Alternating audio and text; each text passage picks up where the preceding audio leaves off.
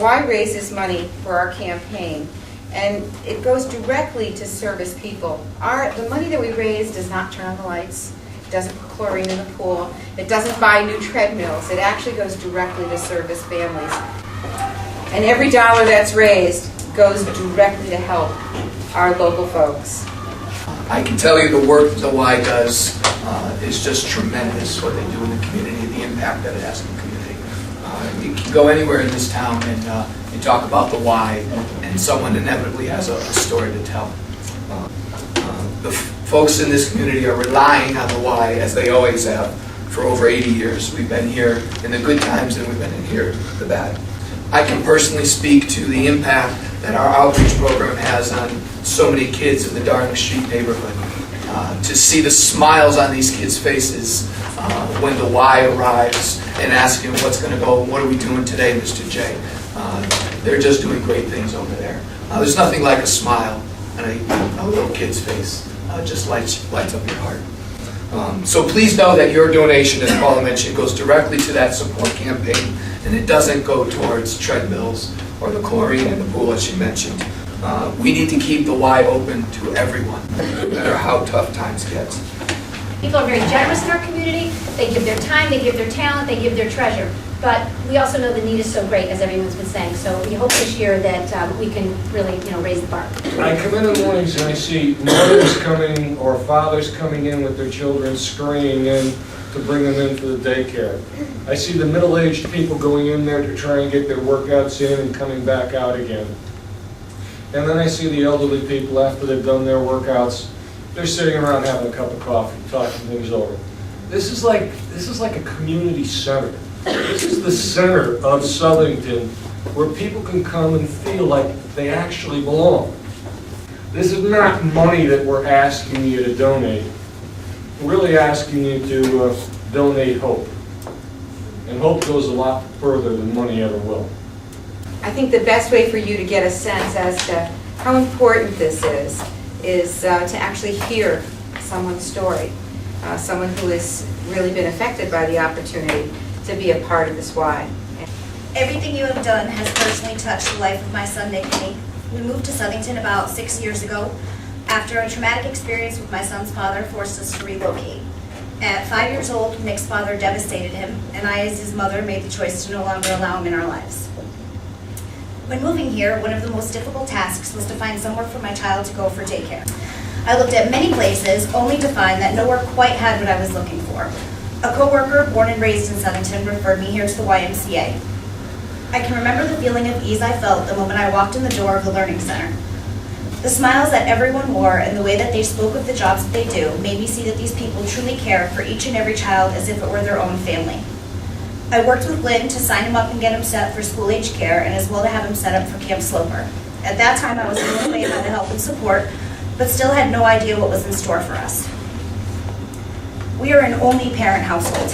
There is nobody to pick up after a day runs late at work, no one to take a turn missing a day of work for snow days or to help cover school vacations, and no second income to help when paying for childcare. The many programs the YMCA offers, like extended care for later months, snow day programs, and school vacation weeks of field trips, Camp Sloper programs covered all of our needs. The financial assistance was a lifesaver. It took so much stress off of me to know that I had some help and could afford to pay for the care my son deserved. All of this has allowed me to go to work and be able to focus on my job as I knew Nick was safe and cared for. It also allowed me to ensure that I could save the time off I had for the days my son was sick and couldn't attend school. In the past, so much of my time off was used for snow days and school vacations that the thought of a sick child was overwhelming. Not only would I have to worry about taking care of my son, but the repercussions at work for missing more time than allowed. Because of these programs, I am in a position to be able to work my way up within my company. I've received better, higher paying jobs, thus putting me in a place where I needed less assistance.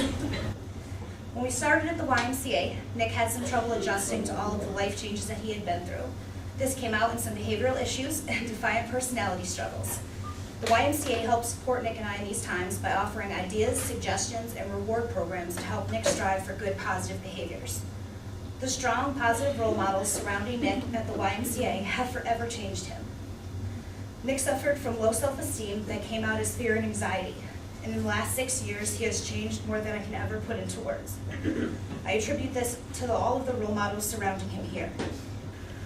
When we walk down the streets of town, each and every time a staff member passes him, they always stop to say, "Hey, Buck Navage," and give him a high five. Nick beams with happiness and turns to me to say, "I'm famous at the YMCA, Mom." It brings tears of joy to me every time to see him feel so special. Every staff member here has helped Nick to become the amazing, happy, confident child that he is today. Nick is disappointed when I come to pick him up at the end of the day, especially at Camp Sloper, as he is having so much fun that he never wants to leave. Camp Sloper is his most favorite place in the entire world. As Nick tells me, he only goes to school when they don't have summer camp.